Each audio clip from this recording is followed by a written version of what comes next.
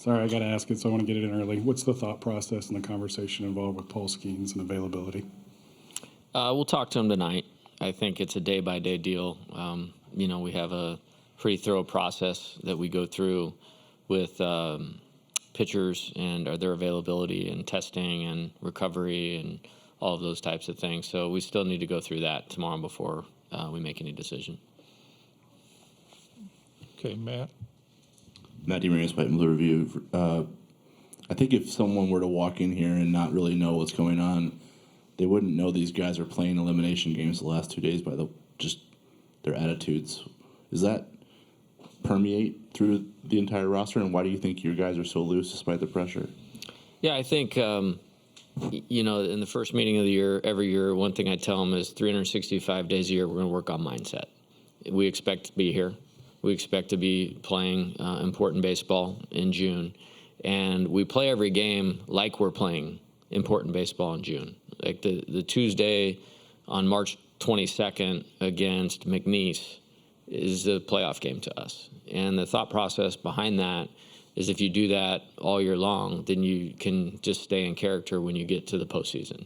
And that's something that I adopted early on in my career, and I think it's really benefited us in tournament play. Yeah, here. Coach, yesterday you told us that you didn't see Nate Ackenhausen as a Cinderella story, and now you have another guy step up and extend further than he has all season in Griffin Herring. What was working for him tonight? What made you believe that he could go as long as he did? Yeah, I thought he mixed well. I thought he threw all his pitches for strikes. I thought he had great composure. I think he plays older than his age, and I think throughout the season he's pitched in enough high leverage spots there's a few Fridays in a row. I want to say we brought him in after Paul to complete Friday, 3 weeks in a row for wins. I want to say it was Ole Miss, somebody else, Alabama, Kentucky maybe, and he did a great job there. So I thought he would play well or pitch well against their lineup, and he certainly did. Okay, back over here. Yeah, Jay, Glenn West, 247. Just, I guess, following up on that, I think your pitching ERA for the postseason is like right at a 2.0 or something like that. I mean, just what is it about this staff where it's just kind of flipped for them in these last 3 weeks that's allowed them to have so much success? Well, I have two thoughts on that. I think, number one, I don't think the season was as bad as people made it out to be. Like, look at our schedule. Like, just look back at who we've played.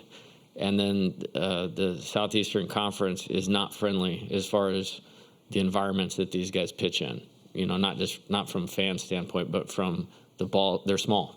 I mean, I don't have any other way to say it. And you're going to give up some runs in league. And that's every staff in the SEC. So I think part of it was some of that.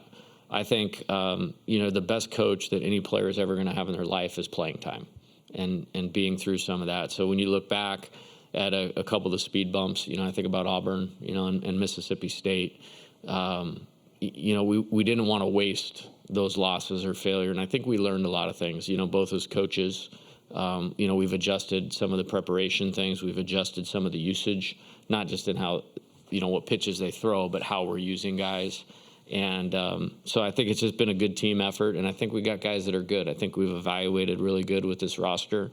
We feel like we've learned it better as the season's gone along. And, another thought that we talk about early is like, let's play well enough to win games early in the season so you can be in the NCAA tournament, but let's figure out our best team as we go.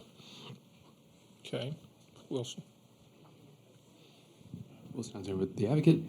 Cade Beloso is obviously he's got this great story, but he's also one of your best hitters. What is it about him that makes him capable of coming up in a moment like that? Yeah, I was kind of chuckling inside at one of the questions earlier about doing well here. I mean, I was just looked down. He has 15 home runs and a ton of RBIs. He's had a great season. I just think he worked really hard, which we've well documented. Worked really hard going into last season, and then got hurt right before the opening day and missed last season, and then, doubled up on those efforts. And, I mean, literally changed his swing, improved his body a little bit, really honed in his approach, and he's got great hand-eye. I mean, he's one of those guys that feels like he was born to hit a line drive somewhere. I mean, it's just he has that kind of feel to him, and that's why he's sitting right where he is in that order. Is because you trust him to come up with guys on base and give you a quality at bat, and that was a great one today. Okay, back over here. Michael. Coach, Michael Farrar with Berg Sports Network. Could you talk about how big the offense came up today in the third inning there? Yeah, I did not like the first inning, and again, we're talking about 3 future major leaguers that hit for us in the first inning. But first pitch out, and then I thought Tommy swung at a ball on strike 3, and I thought Trey swung at a ball on the 3-2. Now, Keener is really good and has deception like their whole staff does. And then we gave up 2. And again, part of that was the offense's fault for making Javen go out there that quickly after a tough first inning. Like, that's bad baseball.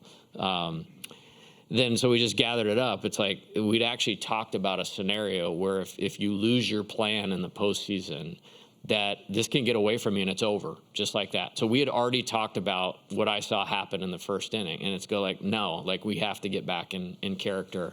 And they did immediately, against a really 2 really good pitchers tonight. And Sullivan's tough. He's really tough, and we didn't do anything really off of him, but I'm pretty pleased with how we tried to execute what we were trying to do off of him. Okay, Leah. This is the 3rd game in the College World Series that you've had Riley Cooper come out and pitch in relief. I mean, what gives you that trust in him, and what does his recovery process look like? Yeah, I think when you're physical and bigger and stronger, I mean, he's one of the strongest guys, pound for pound on the team. You tend to recover better, and so that's part of what makes him is the stuff that shows up. But again, I've said this before, probably over the 2 weeks before we got here.